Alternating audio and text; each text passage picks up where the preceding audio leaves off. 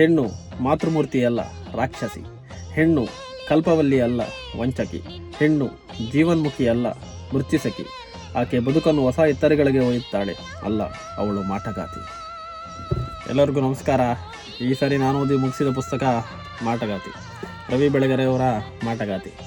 So ಈ ಮಾಟಗಾತಿ ಪುಸ್ತಕ ಯಾವುದ್ರ ಬಗ್ಗೆ ಅಂತಂದರೆ, ಈ ವಾಮಾಚಾರ, ಕ್ಷುದ್ರವಿದ್ಯೆ, ಅಘೋರಿಗಳ ಜೀವನ ಶೈಲಿಯ ಕುರಿತು ಬರೆದಿರುವಂತಹ ಪುಸ್ತಕ ಇದಾಗಿದೆ. ಇನ್ನು ರವಿ ಬೆಳಗೆರೆಯವರು ಇಂತಹ ವಿಚಾರಗಳ ಬಗ್ಗೆ ಸತತ 25 ವರ್ಷಗಳ ಕಾಲ ಕುತೂಹಲ ಮೂಡಿಸಿಕೊಂಡು ಬರೆದಿರುವಂತಹ ಪುಸ್ತಕ ಇದಾಗಿದೆ. ಇದೊಂಥರ ಸಸ್ಪೆನ್ಸ್ ಥ್ರಿಲ್ಲರ್ ಅಂತಲೇ ಹೇಳ್ಬೋದು.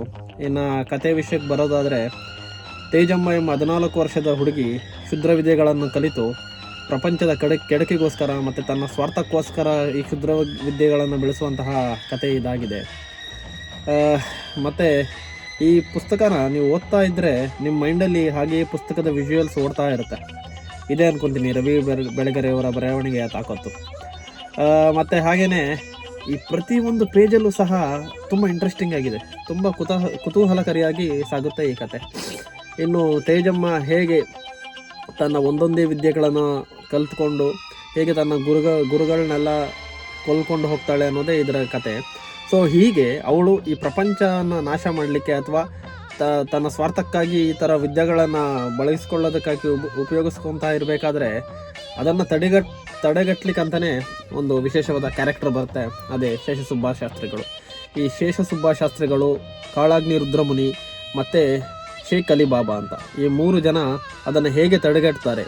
ನಿಹಾರಿಕಾ ಎಂಬ ಒಂದು 17 ವರ್ಷದ ಹದಿಹರೆಯದ ಯುವತಿಯನ್ನು ಇಟ್ಕೊಂಡು ಅದನ್ನು ಹೇಗೆ ತಡೆಗಟ್ತಾರೆ ಅನ್ನೋದೇ ಇದರ ಮೇನ್ ಸ್ಟೋರಿ. ಮತ್ತು ಹಾಗೆ ಕೇವಲ ಇವರಿಂದ ಮಾತ್ರ ಸಾಧ್ಯ ಆಗದಿದ್ದನ್ನು ಒಂದು ಅಘೋರಿ ಯುವಕ ಅಗ್ನಿನಾಥ ಎಂಬುವನು ಬಂದು ಈ ತೇಜಮ್ಮಳ ಸೊಕ್ಕು ಹೇಗೆ ಮುರಿತಾರೆ ಅನ್ನೋದೇ ಇದರ ಕತೆ. ಇನ್ನು ಅಗ್ನಿನಾಥನು ಆ ತೇಜಮ್ಮನ ಶಕ್ತಿ ಸ್ಥಾವರವನ್ನು ಧ್ವಂಸ ಮಾಡಲು ಎಷ್ಟು ಕಷ್ಟಪಡ್ತಾನೆ, ಮತ್ತು ಅವರಿಬ್ಬರ ಮಧ್ಯೆ ಯಾವ ಥರ ಯುದ್ಧ ನಡೆಯುತ್ತೆ ಅನ್ನೋದೊಂದು ಪ್ರತಿ ಸೀನ್ ಸಹ ಒಂಥರ ಕ್ಲೈಮ್ಯಾಕ್ಸ್ ಥರ ಅನಿಸುತ್ತೆ ನಿಮಗೆ. ಸೊ ಅಷ್ಟು ಅದ್ಭುತವಾಗಿ ಬರೆದಿದ್ದಾರೆ ರವಿ ಬೆಳಗೆರೆಯವರು.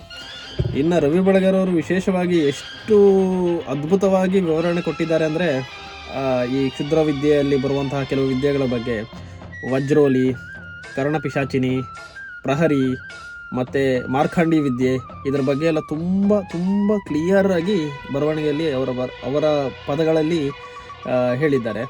ಮತ್ತು ಕೇವಲ ಅಷ್ಟೇ ಅಲ್ಲದಿರ ಈ ಪುಸ್ತಕದಲ್ಲಿ ಅವರ ಸ್ವಂತ ಜೀವನದಲ್ಲಿ ಆಗಿರುವಂಥ ಕೆಲವು ಅನುಭವಗಳನ್ನು ಹಂಚ್ಕೊಂಡಿದ್ದಾರೆ ರವಿ ಬೆಳಗೆರೆಯವರು.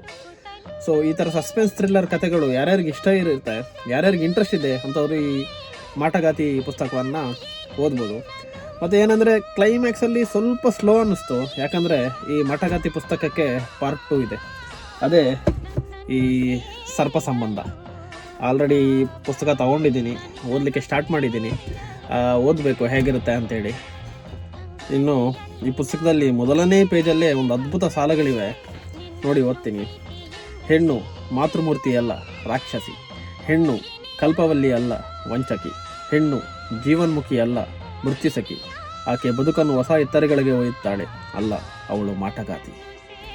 ಈ ಸಸ್ಪೆನ್ಸ್ ಥ್ರಿಲ್ಲರ್ ಅಂತಹ ಸ್ಟೋರಿಗಳು ಇಷ್ಟಪಡೋರು ಈ ಬುಕ್ನ ಓದ್ಬೋದು.